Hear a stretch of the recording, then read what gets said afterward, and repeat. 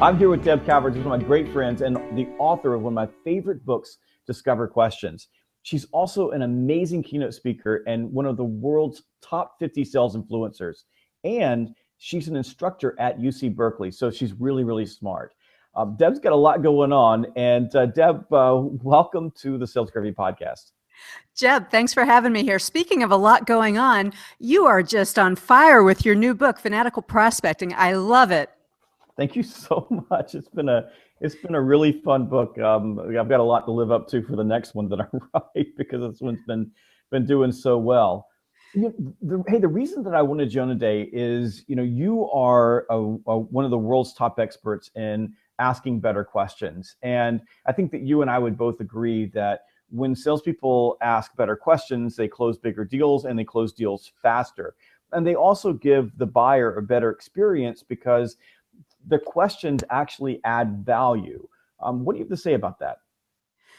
I have to say, amen, brother, first of all. And, you nailed it. In People Buy You, you talked about keep it simple, get them talking, make it comfortable, be sure to listen in. You've got those basics all there. And I would just build on what you said back in, what was that, 2008, 2010, whenever you wrote that gem. But I would add in to be purposeful. With your questions, don't go on a fishing expedition. And at the opposite extreme, don't script out every single question and make it like it's some kind of robot. But be natural and purposeful. Really know exactly why you're asking each and every question that you ask. One of the things that I tell salespeople in the sales classes that I teach, and I believe this, and that is that, and it really stems from exactly what you said, that sales is a conversation, not an interrogation. And I find that far too many salespeople, like you said, they go in with a list of questions, probably the questions that their sales manager gave them, and they just bam, bam, bam, bam, rapid fire, ask questions, and they never listen to what their prospect or customer actually says. They just move right on to the next question. And I blame not only sales managers, but sales trainers. We hand people this list of questions or a book about questions, and we imply that there's some sort of magic in the questions themselves, which is, you and I know, is not true. The magic is in the questions, is in the connections that the questions can facilitate. And you don't get the connection if you're not listening and following the natural course of the conversation, a follow-up question, a response, or a reaction to the answer that you've heard, more than just the question itself. Don't over rely on that pre-scripted question. Well, I think that, that's something that I believe in. It's the way I sell. And that is, I do use questions to gather information because I think it's important that I truly understand my prospect's business, because then I can bridge my solutions to their problems and use their language to do that so I can understand them. But more than that, I believe that questions create self-awareness and prospects that they have a problem or an issue. I find that my biggest sales, the biggest deals that I do, and the ones that are more lasting are the deals where I'm able to help a prospect solve a problem that they never knew that they had. But one universal law of human behavior is that you can't argue another person into believing that they're wrong. So you can't walk through the door and tell them or challenge them that they're completely wrong about everything they're doing. You have to ask these strategic and artful questions that make them aware that they have an issue, and sometimes the patience to give them a little bit of time to sort of let that bake so that awareness becomes full on emotion and sometimes even panic that, hey, I'm missing out on something. And in your book, Discover Questions, you provide a really nice framework. And I love frameworks because frameworks can be applied in different contexts, but you provide a nice framework for asking these type of questions that create that level of self-awareness to move prospects to take action. Absolutely. There are 5 words. When I hear them, I know we've got a sale. And they always come in response to 2 of the questions. Discover, of course, is an acronym of 8 purposes for asking questions. And the S, solution question, and the E, example question, most often yield this response from a buyer. And that buyer is, wow, that's a good question. And they pause and they think, because you have put them into that place where you have stimulated some new connections that they're making as they process the answer to your question. It's not what they already knew and they're just rehashing it. But in that moment, as you said, as they're thinking, they're getting some emotional connection to what they're thinking about and to you. As a result of that, it carries over. You know, there's a lot of research right now talking about the customer experience.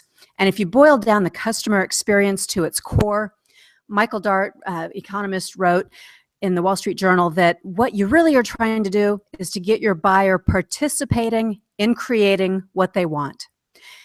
And there's nothing like a good question that can do that, to get them participating in creating what they want because you made them think and you liberated some brainstorming and some creative connections, and they own it at that point. So I agree, questions work magic in those ways. So let's go back. There's two things you said here. One on the buyer experience. So I want to talk about that for a moment, but I want to dial back because this is a great point for the people that are listening. So Deb says that I ask a question and the prospect stops for a second and says, "Wow, that's a great question." So immediately what you did was you provoked some self-awareness that there was something there that they didn't know about. It was something interesting, something new, or something that made them think. Now, if you are an interrogator, so if you're a salesperson, you have a list of questions, you go through the questions, and you're not building your questions inside the conversation, you're just asking questions for the sake of asking questions. What you do is you talk over that moment. Instead of pausing and giving some space and allowing the customer to sort of talk that out, you jump right in the middle of it and you either start pitching or you start asking the next question, which tells your buyer that you're not listening. Now, that moves you straight into the buying experience. Now, we know that about half or more of the buying experience is human generated. Typically, when we talk about customer experience, we talk about aesthetics, how things look and feel. We talk about technology, and we talk about the human touch. And in a B2B sales environment, it's mostly the human touch that's driving that experience. In other words, the tangible attributes of your product or service have not nearly as much to do with the person's decision to buy as the experience of working with you. And so if you step on that moment where they're having that introspection, what you do is you crush the buying experience. And Deb, I'll ask you a question. I heard an executive tell a group of salespeople the other day ago in a meeting that I was in that they need to go out there and add value. They need to add value. And I responded to the group with this one message. You can't add value unless you are valuable.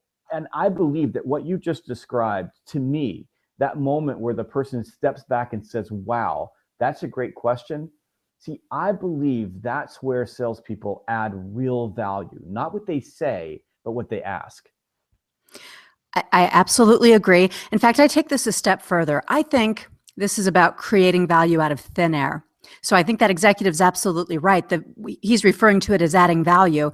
But salespeople get confused about what that means. They think that means they have to discount the price, or they have to bring tickets to the ball game, or they have to be something different from what they are personally to add to that person that they're talking to. None of that is true. You create value in the moment, just as we do in any relationship. You create value because you make someone think. You create some awareness for them. You give them an opportunity to brainstorm and to think beyond the status quo, and they now have possibilities that they can see out into the future.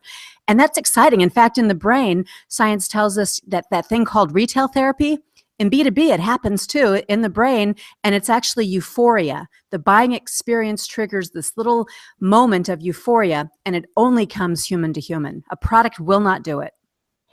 So let's talk about the brain science for a moment and euphoria. And I know that you're aware of this study, but when we talk about questions and we talk about that moment of truth, that moment where the prospect sits back and says, "Wow, that's not something that I was thinking about." The salesperson who begins to talk over that buyer, and you've seen this happen, that salesperson loses the buyer, they crush the experience, and they miss the opportunity to get the buyer to continue to reveal. And one of the things that brain science tells us is that there's a certain amount of euphoria when someone is talking. So if we pause for a moment and give that buyer an opportunity to tell their story, the more they reveal, the more they get basically this neurochemical reward that says, tell me more, tell me more, tell me more. And you mentioned my book, People Buy You. I talk about getting below the surface, right? So the buyers always tell you the things that they are used to telling every salesperson, the expected script.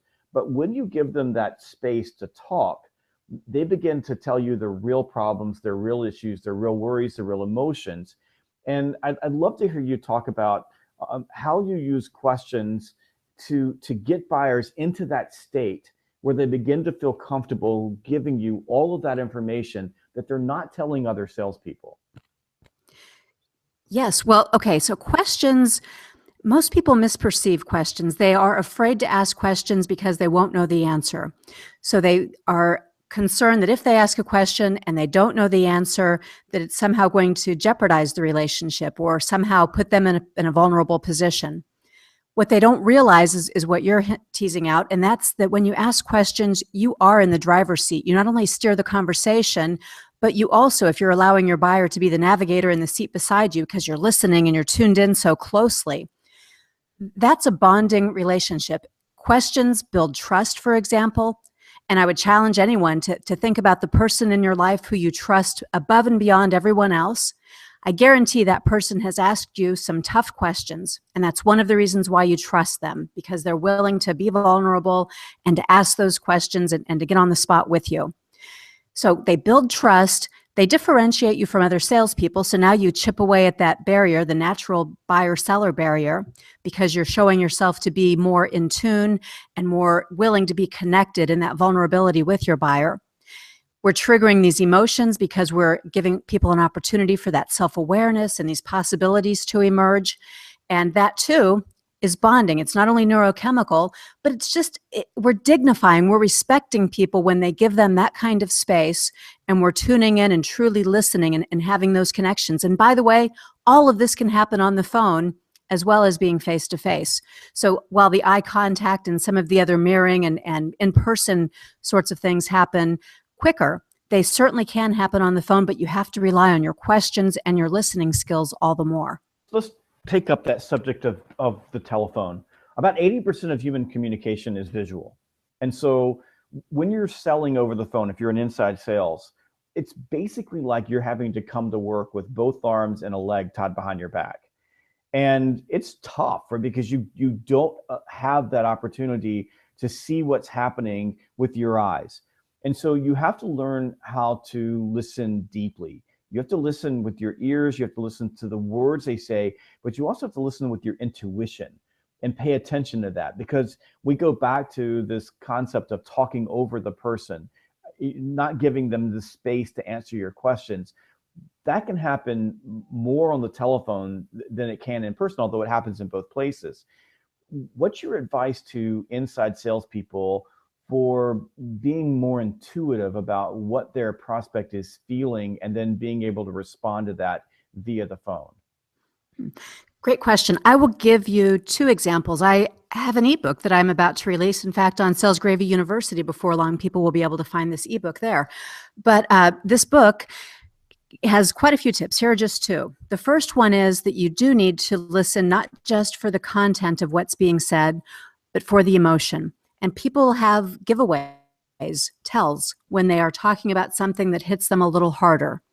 They either speed up because they're nervous, they pause, sigh, reflect, slow down because it's difficult.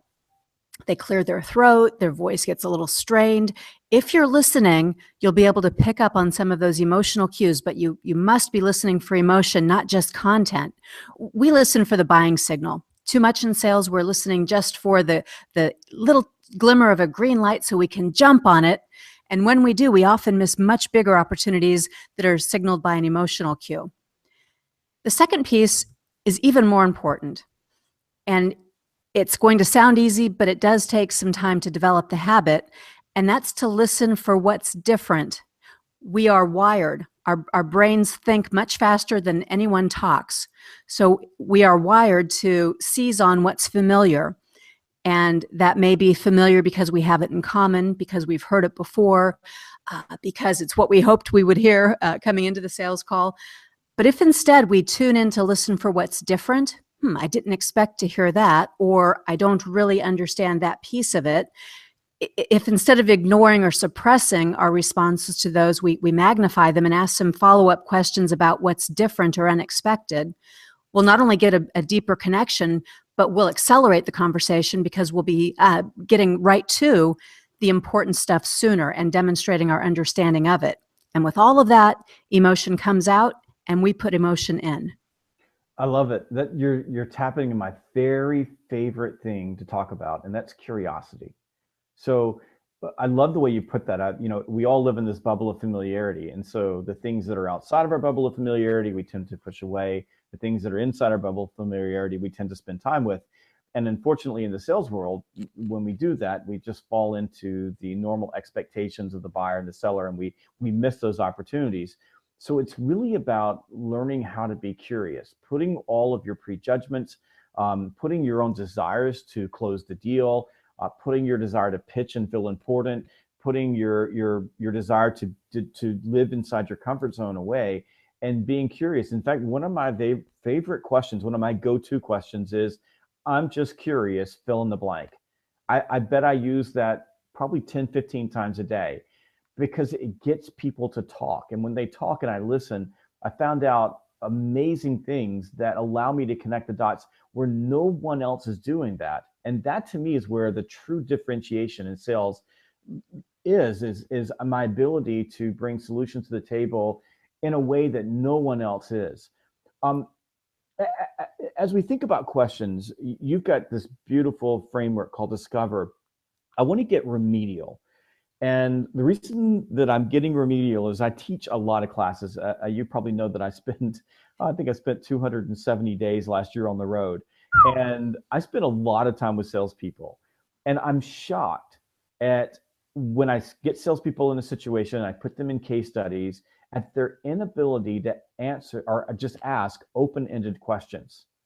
And so I'm wondering, in just at the remedial level, why do you think it's so hard for salespeople to ask open-ended questions? And what tips or how do you teach salespeople to move from close-ended interrogating questions to broad open-ended questions that encourage their prospects to talk and think? Well, I'm going to break that down into 3 pieces, including this first one that you didn't ask for. But you said something really important a moment ago. One of your favorite things to say is, I'm just curious. And a lot of the field work that I do is research with buyers and also sellers. But interesting about that phrase, buyers have a very positive response to a phrase like that, including that specific one. I'm just curious. Because what it is it's a lead-in that signals your intent, and it takes away any sort of onus. It makes any question you ask next less threatening, only because you've signaled your intent, and it makes it safer. Funny thing is, not only do buyers respond that way and call out those phrases as making them feel more comfortable, but it helps salespeople too. If they will state out loud their intent for asking questions, either I'm just curious or I'd like to gather a little bit more information to make sure we're on the right track, whatever a genuine intent is, when they say that, they also help themselves to get more comfortable with their own questions that they'll be asking next. So signaling your intent, huge positive. That's a fundamental. The second remedial thing you asked is, why is it difficult for sellers to ask questions? And I think there are many reasons. One is the pressures, time pressures, not sure what the answer will be. By the way, we've heard messages in society that asking questions is nosy or intrusive or rude. We see questions as interrogations. Maybe you're watching a movie or a television show and it shows the interrogation of the hostile witness by the attorney who's looking for the gotcha moment. So we have this whole construct of questions that's completely wrong, and we don't need to view questions that way, nor do we need to assume that our buyers will view questions that way if we're purposeful and thoughtful about the way that we ask them. So those are the 2 internal things that we need to get right. And then externally, you are absolutely right. Close-ended questions have a purpose. Close-ended meaning I want only a yes or a no or a very short answer. And I ask a close-ended question in a moment when I just want to clarify some information, or I'm looking for a close or a confirmation before I close. Those are all appropriate times. But when I'm forming a relationship and building rapport and trust and assessing the situation with my buyer, I want them to open up. So an open-ended question or a command statement is much more appropriate. It's much more inviting to use that particular construction of the question. Open-ended, who, what, where, when, why, how, which, cannot be answered with a yes, no. Those are great starter words for questions to get people talking.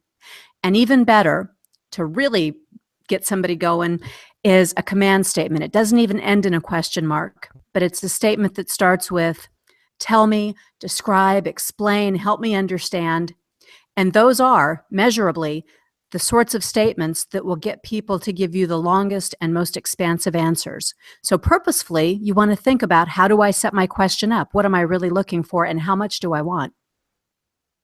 So, I love the command statements. And so salespeople have a really difficult time asking broad, open-ended questions.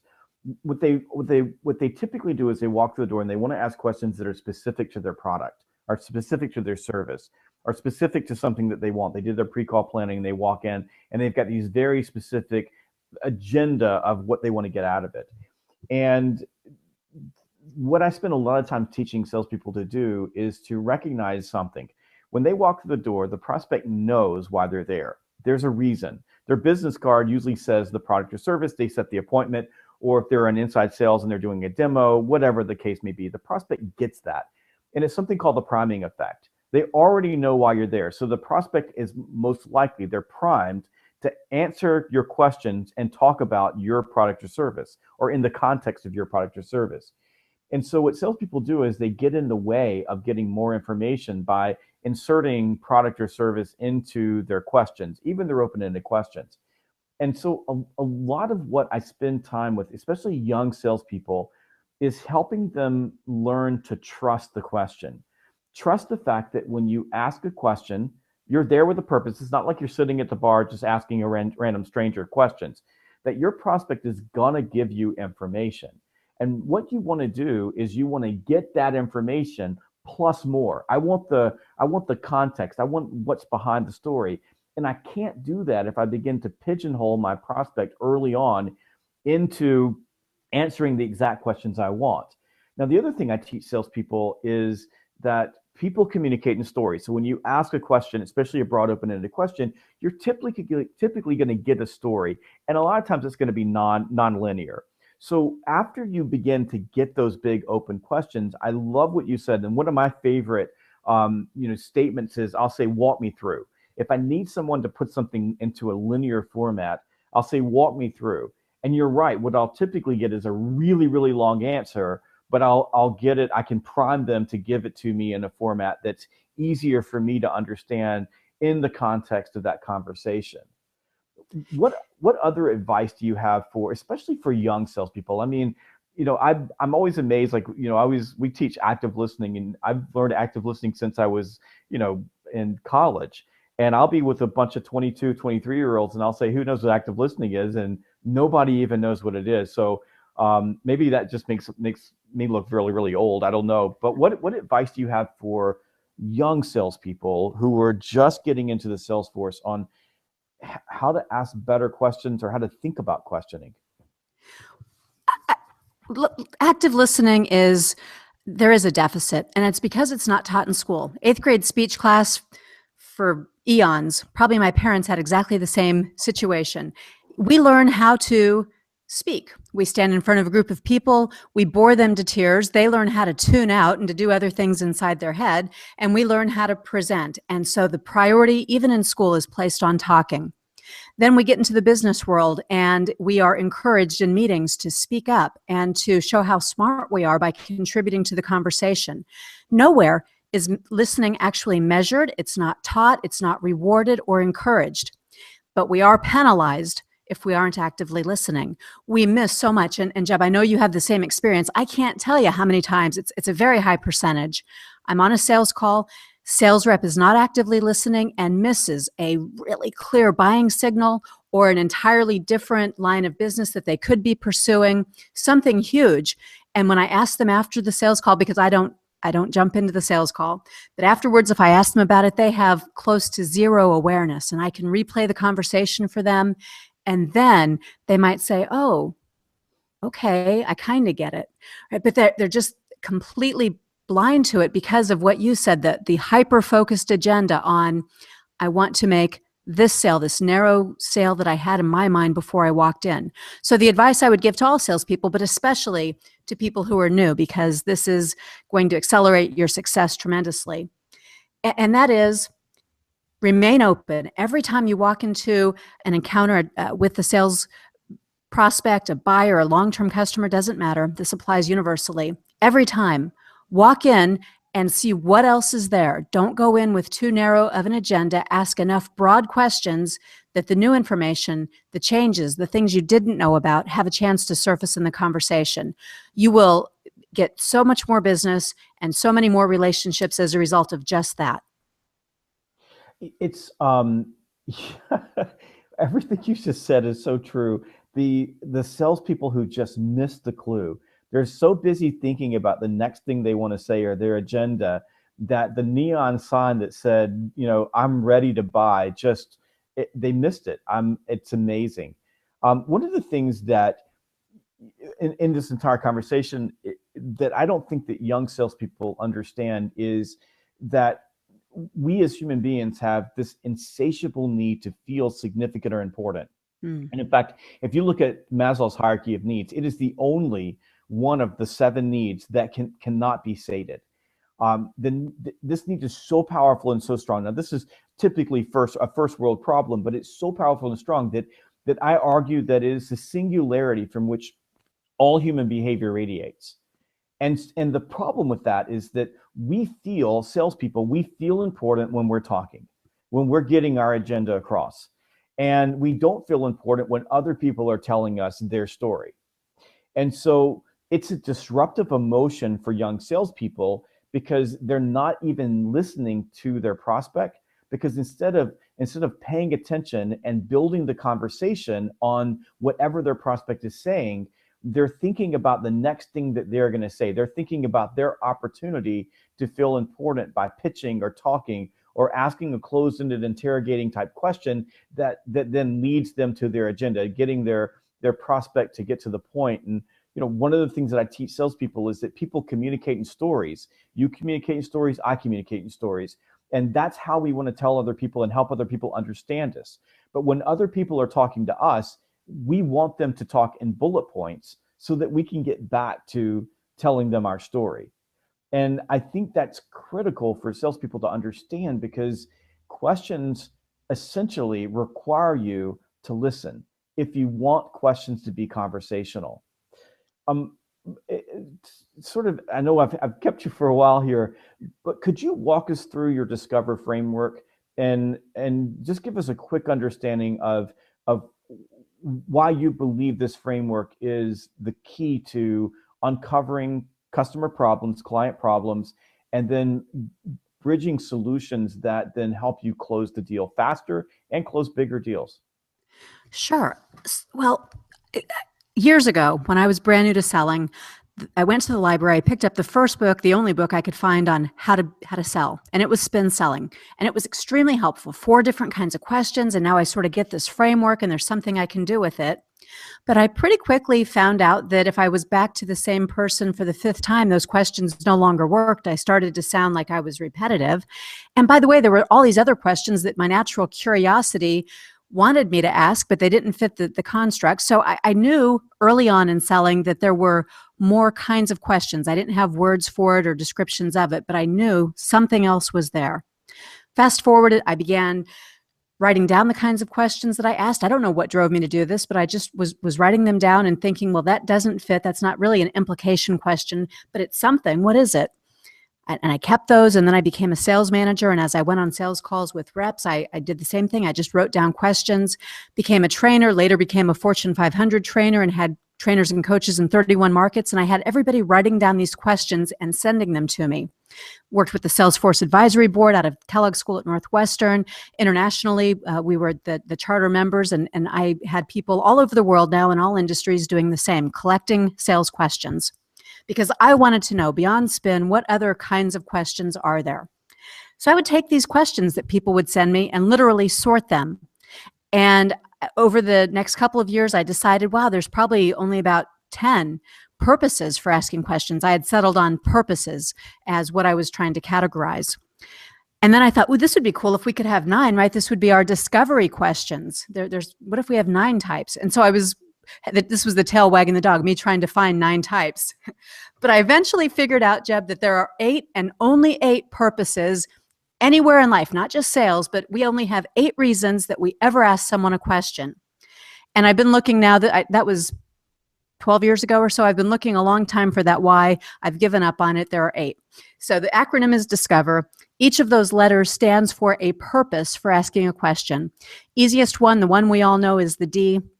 We ask questions oftentimes with the purpose of gathering data. We ask a question because we need the fact. We need something that's not an opinion. It's just proven. It is data.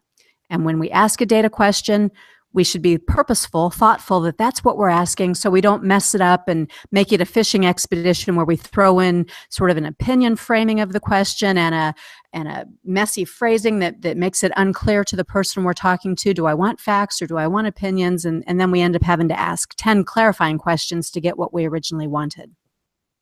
And each letter has a purpose just like that. Where can people find more information about Discover Questions? Well, the book is on Amazon.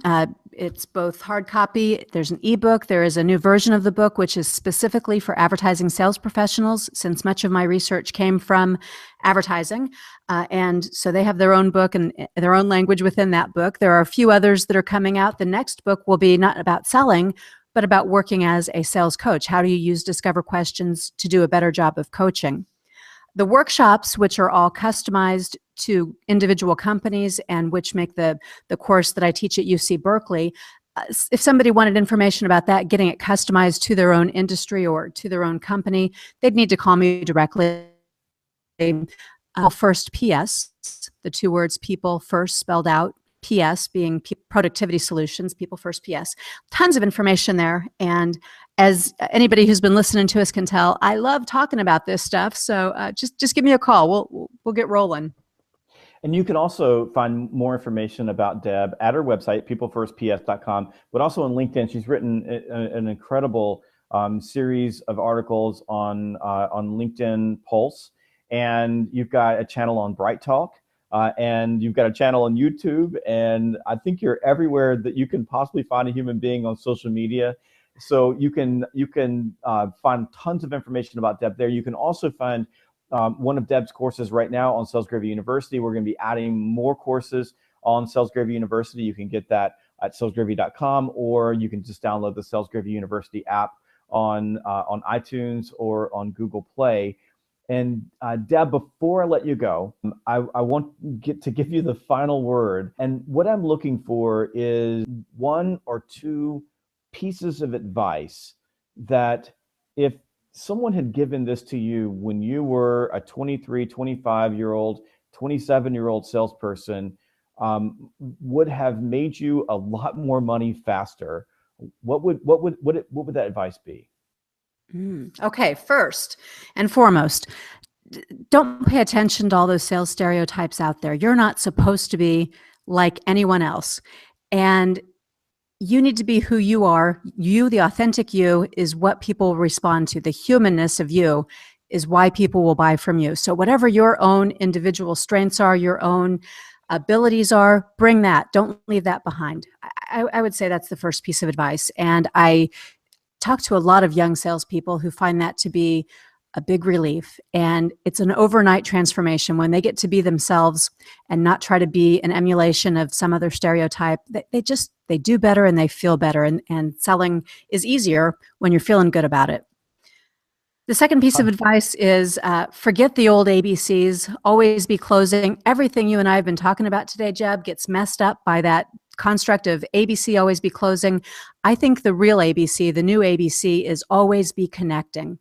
Every time that you're talking with, working with, thinking about a prospect or a buyer, how am I going to connect? How can we deepen our connection? How can we continue our connection together? I couldn't agree with you more. I think emotional connections are the key to selling, and honestly, the easiest, fastest way to get an emotional connection with another human being is to ask them a question and just listen to them. Deb Calvert, you are one of a kind. You are amazing. Thank you so much for joining me today on the Sales Gravy podcast. And folks, go run, get it right now. Go get Discover Questions. You can get on Amazon, Barnes & Noble, and wherever books are sold.